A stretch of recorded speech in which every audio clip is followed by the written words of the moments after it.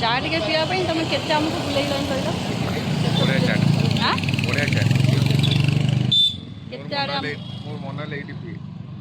Round round round round कर बुलाऊँ गला चाटा देख पूरा गोलमरीच पड़ी के बढ़िया तो गोलमरीच पुड़ाई पुड़ा पकड़ राग लगुच मो तो राग एमती पी पारे नाई नाई सब चा देखा देख गोलमरीच पकड़ ना गोलमरीच टेस्ट आछे राग लगुच मत पी आस गुड मॉर्निंग जय जगन्नाथ आज फ्रेश ब्लॉग को आपण मानक स्वागत। तो झील को आम स्कूल छाड़देलु तो टी मार्केट पलि आसु जेहेतु आज सटरडे अच्छी मु तो सटरडे आसे कहीं आम टे आसी बुलाबुली कर चा टे पीकि जाऊ। तो आज हबिंगर मुड हो कौन टे पनीपरिया ने तो जेहेतु ए पणस कठा आसूची टे नुआ नुआ खाया भल लगे तो मत तो सब आइडिया ना आउ से नौ चलो देखा गोटे भल देखिकी पणस कठा नहीं जा फ्रेश ना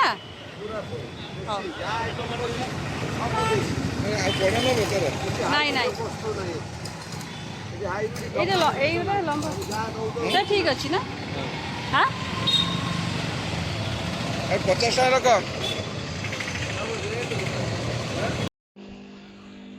आसु आसु रोसई घर कौन डाले कौन सांबर हाँ माँ बन सांबर चटनी कौन कहला हाँ माँ सकाଳେ बनई बा माँ जेबे भी इडली सांबर चटनी बनाती माँ ही बनाती कहीं ना बहुत टेस्टी थाए चटनी खरा है जना पड़ानी बास से मुझे तुम खाइबाटा तुम जो कहल मुझे खाइबी मुझे कहीं मना कली मुझे चलो घरे खाइब बढ़िया टेस्टी पूरा न खाइकी बासना देखो तो सतरे माँ बढ़िया बनाती बहुत नहीं नहीं तुम खाओ मैं साड़ी फाड़ी चेंज करे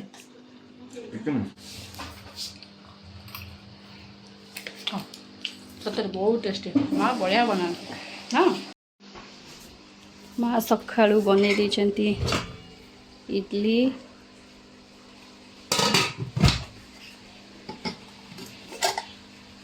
सांबर जेबे भी इडली सांबर चटनी बने तो सेबे माँ ही बनाती कारण माँ बढ़िया टेस्ट बनाती बहुत ही टेस्टी हुए माँ का हाथर कौन कहले राग कम अच्छे हाँ मैं कोठाटा देख हाँ भल देख ठीक आसे आसे कोठाटा देख तुम कोए कसी कोठाटा ताजरे एटा फ्री धनिया हम पुओ एते दिन करे मार्केटिंग करचंती आ बाजार धने कोठारे धनिया पत्र पकी खेले टेस्ट हो आज करिया आज कर दो आज बा कौन कहले भेंडी तरकारी आ कलरा भजा भेंडी तके कर भेंडी अरे नहीं सुनो नहीं कठा सुनो आज कोठाटा कर दियो आज कोठाटा कर दियो कोठाटा खाई दी के भेंडीटा रात रे भाजी नाही म आज भेंडी तरकारी कलरा भजा हो कठा थाउ काली हबो कठा काली हो काली आइसा काली मटन हबो बा काल नले पन हबो आ कोन हां तो पन सुकी जबनी नाही किछ होने फ्रेश अछि ठीक अछि रखि दियो काली किन मटन कंपल्सरी अच्छा काली कथा देखा जे आज काली मटर खाइबू हां माछ नहीं नहीं माछ नहीं मांस भल माछ किया माछ भल नहीं माछ मटन माछ मटन शुभ गेला कर दिया तो सुनो हेलो एटा रखि दे सोमवार दिन कर देले टिफिन में जीबी अच्छा हैला सकाळ करतो अच्छा इडली पाया करा दे 4टा रात उठिले नहीं तांगु सेहित पई तांगु मु अनिला मा जो ये कले निबा बाहर खोई देली रात रे काटी दबो हां रखि काटी रखि दबो मसाला बाटी रखि दे सकाळ कर देले मु टिफिन टा नहीं जीबी हां मसाला ही बाटी दे फ्रिज रे किंतु कोठा संगे मते दबो कोन कहलो पूरी हो के भरडा काई कहलो रुटी जीवन हां ठीक है हां ओटा दिने ओटा खाइले किछ हो हां दिने ओटा खाइ दिबो मु आसीगली मोर किचन को माँ जेहेतु कहीकि जाइए कि आज भेंडी तरकारी हम तो सबु शनिवार आमर नॉनवेज ही हुए आज जेहेतु फ्राइडे आमर नॉनवेज होता तो आम रेगुलर एमती माने गोटे दिन तो खाइलु काली पुणी आज एमती खाऊना तो फ्राइडे नॉनवेज होता तो आज सैटरडे भेज खाइबू पुणी रविवार आमर नॉनवेज खाइबू तो एमती गैप देकी खाऊ तो जेहेतु माँ कहीकि जाइए कि भेंडी तरकारी हम मुझे कौन कहती तार प्रिपेरेसन स्टार्ट करदेली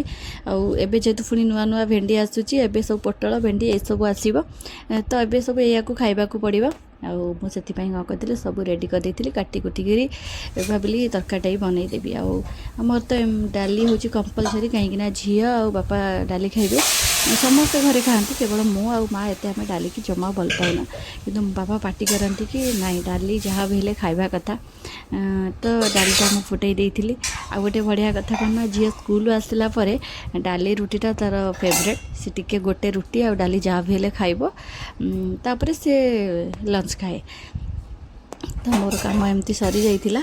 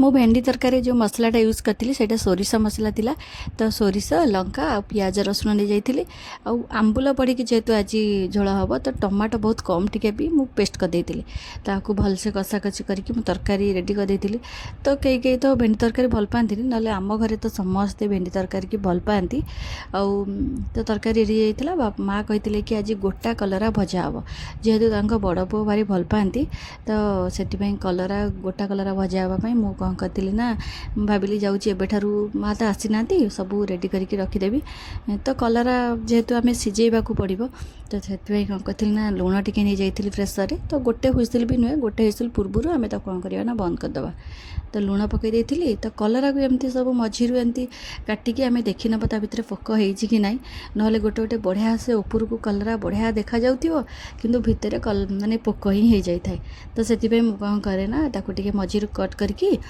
ताकू देखी निए भल से तापर ताकू टिके हुइसिल हेई नथिबो तो हुइसिल हेई आसुथिबो आमे कौन करबा ना बंद करदबा कहीं ना जदी बेसी माने सिझी गला टिके से भाजिला बेल को बहुत माने ये हुए मैंने भाजी हेनी फिटीगला टाइप हो तो टिके सीझीगले आम कौन कर स्टफिंग देदेबा तापर भाजवा तो स्टफिंग भी आप रेडी करवा जेहेतु सीझीज भितर जो मंजी भी थी सेटा भी बाहर तो एमती काटिकी देखला बेले सुविधा हो जाए माने पोक हो न थाए बोली आम जेहेतु 5 जन समस्त गोटे गोटे करी मु भाजी नहीं पिता भी बेसी लगे कि भारी टेस्टी लगे खावाई तो ये कौन कर बसईदे सीझापी और गोटे हुइसिल हेबा पूर्व आम कौन करवा ना बंद करदे आ भितर मो तरकारी भी बसई देती ताकू देखी ना से कौन है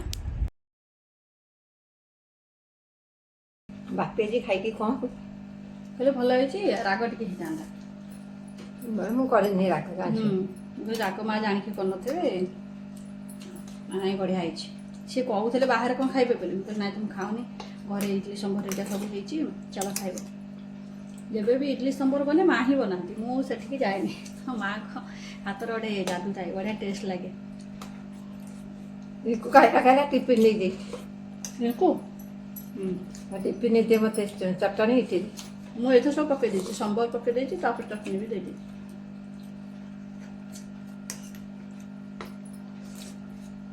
ବାପା ଆମ ସବୁବେଳେ କୁହନ୍ତି, ବାପା ମାନେ ବଡ଼ କୁହନ୍ତିନି ଷ୍ଟଲ୍ ପକା ଗୋଟେ, ଏତେ ବଢ଼ିଆ ହବ। ମୋ ଦୋକାନରେ ଦୁନିଆ ଭିଡ଼ ହୁଅନ୍ତା। ବାସ୍ ଶାଶୁ ବୋଉ ଇଡଲି ସମ୍ବର ଚଟଣି ଷ୍ଟଲ୍ ଗୋଟେ ପକେଇଦେଲେ ହୁଅନ୍ତା। ମୁଁ ତମ ପାଖରେ ହେଲ୍ପ କରୁଅନ୍ତି। ଗାଁ ସାରା ଖାଇବ। ହଉ ଆମେ ଖାଇଦେବୁ ଟିକେ ମାଙ୍କର ମୋର। ଝିଅ ଆସିବା ଟାଇମ୍ ହେଇଯିବ, ସେଥିପାଇଁ ଜଲ୍ଦି ଜଲ୍ଦି ଖାଇଦେଉଛୁ। ସେ ଆସିଲେ ପୁଣି ତା ପଛରେ ଲାଗିବାକୁ ପଡ଼ିବ, ସିଏ ଗାଧେଇବ ଖାଇବ। ତରକାରୀ ବି ମୋର ତା ଭିତରେ ହେଇଯାଇଥିଲା। ଆଉ ତା ଦେହରେ ଏବେ କ'ଣ କରିବା ନା ଭେଣ୍ଡି ପକାଇଦେବା। ତ ଆଳୁ ଟିକେ ସିଝି ଆସିଲେ ଭେଣ୍ଡି ବି ପକାଇଦେବା। ଆଉ ଯେହେତୁ କହିଥିଲି କି ଆମ୍ବୁଲ ପଡ଼ିକି ତରକାରୀଟା ଆଜି ହେବ, ତ ଏବେ କ'ଣ କରିବି, ଯେହେତୁ ତରକାରୀ ହେଇଗଲାଣି ମାନେ 80% ହେଇଗଲାଣି, ଏବେ କ'ଣ କରିବା ନା ଆମ୍ବୁଲ ଟିକେ ପକାଇଦେବା। ବାସ୍ ମୋ ତରକାରୀ ଏବେ ରେଡ଼ି। ତାପରେ କଲରାର ଯେଉଁ ଷ୍ଟଫିଂଟା ଦିଆହେବ ତାକୁ ଟିକେ ରେଡ଼ି କରିବା। ତ ଟିକେ ତା ଦେହରେ ପିଆଜ ନେଇଯାଇଥିଲି, ଆଉ ବେସିକ୍ ମସଲା ଯାହା ଟିକେ ସବୁ ଥିଲା ପାଉଡ଼ର ମସଲା ସେ ସବୁକୁ ଟିକେ ଆଡ଼୍ କରିଦେଇଥିଲି। ରାଗ ପାଇଁ ଟିକେ ଲଙ୍କା ନେଇଯାଇଥିଲି, ଜିରା ପାଉଡ଼ର ଟିକେ, ଧନିଆ ପାଉଡ଼ର ଟିକେ, ଆଉ ଚିକେନ୍ ମସଲା ଟିକେ, ଏମିତି ସବୁ ପକାଇ ଦେଇଥିଲି। ଆଉ ଆଳୁ ଯେଉଁଟା ସିଝେଇକି ବି ମୁଁ ରଖିଥିଲି, ସେଇଟା ମୋତେ କହିନି, ଆଳୁ ବି ଗୋଟେ ସିଝେଇକି ରଖିଥିଲି, ତାକୁ କ'ଣ କରିବା ନା ତା ଦେହରେ ପକାଇକି ଭଲସେ କଷି ନେବା। ଆଉ ତ ସେ ଭଲସେ କଷି ହେଇଗଲା ପରେ ସେଇଟା ହେଉଛି ତା ଦେହରେ ଷ୍ଟଫିଂ ଦିଆହେବ। ତ ମୁଁ ଏମିତି ମା ମୋତେ କହିକି ଯାଇଥିଲେ କି ଏଭଳିଆ ହେବ ବୋଲି। ତ ଆଳୁକୁ ଟିକେ ଭଲସେ କଷିବାକୁ ପଡ଼ିବ। ତାପରେ କଲରାଟା ଦେଖି ନେବା ତାକୁ ସିଝିଛି କି ନାହିଁ, ତା ଭିତରୁ ତାକୁ ସବୁ ମଞ୍ଜି ଟିକ କାଢ଼ି ନେବା। କାଢ଼ିକି ଏଇ ଯେଉଁ ଆଳୁ ପୁରଟା ତାକୁ ଗୋଟେ ଗୋଟେ କରିକି ସବୁ ଦେଇଦେବା। ଦେଲା ପରେ ଆମର ରେଡ଼ି ହେଇଯିବ। ମଞ୍ଜି କିଛି ରଖିବାନି, କିଛି ଜଣ ତ ମଞ୍ଜି ତା ଭିତରେ ଥାଏ, ତା ଦେହରେ ଆଳୁ ଦେଇ ଦିଅନ୍ତି। ତ ମଞ୍ଜି ରହିଲେ ସେ ଆଳୁଟା ବେଶୀ ବି ଆଉ ପଚିପାରେନି, ତ ସେଥିପାଇଁ ସବୁ ମଞ୍ଜିକି କାଢ଼ି ରଖିବା। ଏମିତି ଗୋଟେ ଗୋଟେ କରି ମୁଁ ସବୁଥିରେ କ'ଣ କଲି ନା ଆଳୁର ଷ୍ଟଫିଂଟା ମୁଁ ଦେଇଦେଲି। ଆଉ ଆକୁ ଟିକେ ମାନେ ସିମ୍ରେ ରଖିକି ଭାଜିଲେ ଏଇଟା ବଢ଼ିଆ ସେ ପୋଡ଼ ପୋଡ଼ ହେଇକି ଭାଜି ହେବ, ଆଉ ବହୁତ ହି ବଢ଼ିଆ ଲାଗିବ। ତ ମୋତେ ଟିକେ ଏଥିରେ ଟିକେ ଟାଇମ୍ ଅବଶ୍ୟ ଲାଗେ, ନହେଲେ ଖାଇବା ପାଇଁ ଦେହ ପାଇଁ ତ ଭଲ, ଆଉ ପାଟିକି ବି ବହୁତ ମାନେ ଟେଷ୍ଟି। ତ ଏବେ ସବୁ ଗୋଟେ ଗୋଟେ କରିକି ସବୁ କ'ଣ କରିବା ନା ପକାଇଦେବା।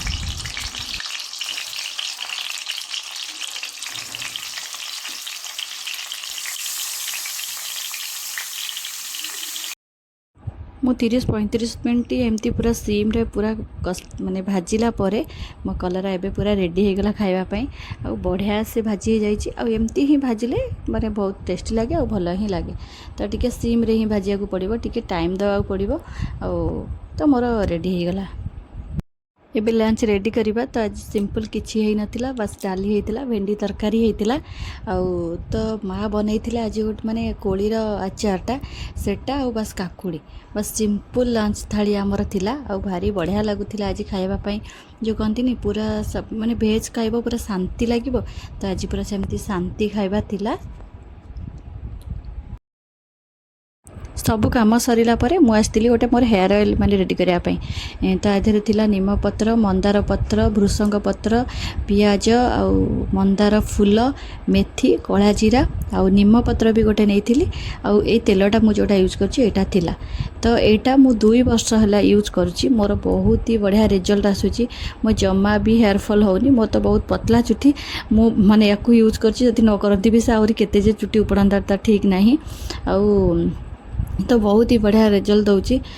ତ ମୁଁ 2 ବର୍ଷ ଉପରେ ଆକୁ ହେଉଛି ୟୁଜ୍ କରୁଛି।